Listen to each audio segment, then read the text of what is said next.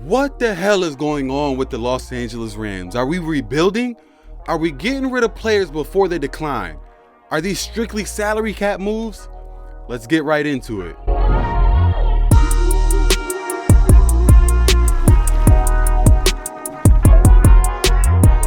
So if you watched any Rams games last season and you were like me, almost every game left you saying, damn, these Rams suck, but that Bobby Wagner still got it. He was one of the only bright spots on this Rams roster last year.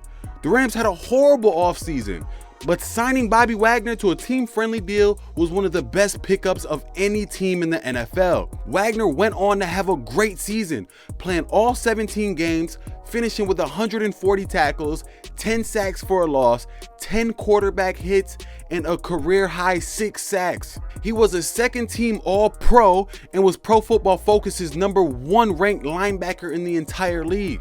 This was very sad news. The Rams releasing Bobby Wagner is just simply heartbreaking. As much as I want to sugarcoat it and tell everyone it's not that bad, it simply is. Wagner was the best player on our team last season. So what do you think happened between the Rams and Wagner? Why would the Rams release him? Well, he was due to make about $10 million in 2023, and none of that money was guaranteed. He simply just outperformed his contract.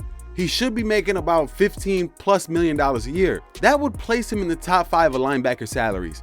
Increasing Bobby Wagner's pay from $10 million to $15 million doesn't seem like a lot. And I truly believe if the Rams wanted to keep him, they could have ponied up another $5 million to give. But that's just my guess. Maybe it was a little more than that. Also, the Rams did just give Cooper Kupp and Aaron Donald huge raises last offseason. Someone has to be the odd man out. I'm of the belief that Wagner came to the Rams and asked them for a well-deserved raise, especially since no money of his was guaranteed this coming season. And the Rams just simply couldn't do it, so they agreed to mutually part ways. Now the big question is, what do the Rams do at linebacker now? My guess is the Rams aren't going to do anything.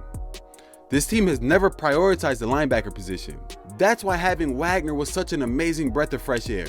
This team hasn't had a good linebacker since James Laurinaitis and hasn't spent any draft capital on one since 2013 when they drafted Alex Ogletree in the first round. I mean, this is the same front office that won a Super Bowl with Troy Reeder and a 3rd-round rookie starting at linebacker. So I'd bet my money on the Rams not adding much at linebackers this offseason at all. I honestly wouldn't be shocked if Ernest Jones and Jake Gervais or Trayvon Howard are starting for the Rams. And if that's the case, I truly expect this run defense to take a huge step back. And I speak for myself, and I think every Rams fan in the world, when our hopes and prayers is that Ernest Jones can step up and fill that linebacker spot.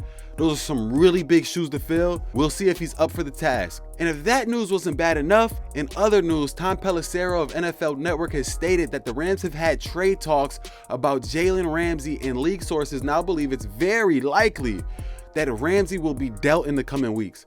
Ramsey, who's 28, is due $17 million in 2023 on a front-loaded deal that averages about $20 million a year. Now, my initial thought was maybe the Rams are trying to get rid of Ramsey before his play really starts to decline. You know, trade him now while you could get a 1st-rounder, because next year he won't bring back that much capital. We've seen Bill Belichick do it all the time. How many times has he released a player or traded a player and we all thought, damn, this guy's a baller, why is he letting go of him? And then that person goes on to another team and does absolutely nothing.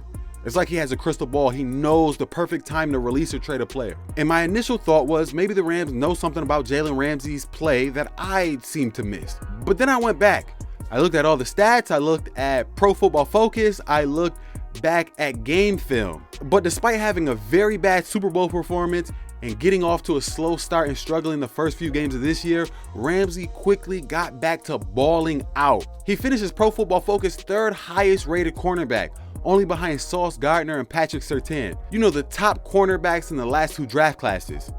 It's clear that Jalen Ramsey has more years of being a top-tier corner left. I honestly hate this move more than releasing Bobby Wagner, but I do believe that this is strictly a salary cap casualty rather than due to his play on the field. The Rams have maxed out several contracts on this team. Aaron Donald, Jalen Ramsey, Cooper Kupp, Even Stafford got a big deal. And they're able to do so by backloading some of these deals and pushing off a lot of these salary cap hits to the second half of the contracts. And unfortunately, I think Jalen Ramsey just might have to go because of this. I wouldn't be surprised if the Rams end up regretting this.